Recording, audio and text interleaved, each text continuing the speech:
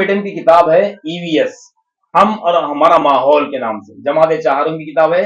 گلشن ارشاد model school Urdu medium میں کتاب پڑھائی جاتی ہے. گورنمنٹ آف تلنگانہ کا نصاب ہے اور الحمدللہ یہ طالبہ بھی جماعت چہارم کے ہیں. نام کیا ہے آپ کا بولیے؟ ادیبہ مہری. ادیبہ مہرین ہیں. جی. والد صاحب کا نام؟ محمد اسماعیل. اچھا آپ کے اسکول کا نام؟ گلشن ارشاد ماڈل اسکول. جماعت چہارم. ان کو ایک سبق پڑھایا گیا مکان تعمیر اور صفائی کا. مکان کی تعمیر کیسی ہوتی ہے, مکان کس نوعیت کے ہوتے ہیں. تو انہوں نے ایک مکان بنا کر لائے ہیں, انہوں نے بنایا ہے, آپ دیکھ سکتے ہیں. بتائیے مکان کیسے بنائے آپ؟ اچھا کون سا مکان ہے یہ؟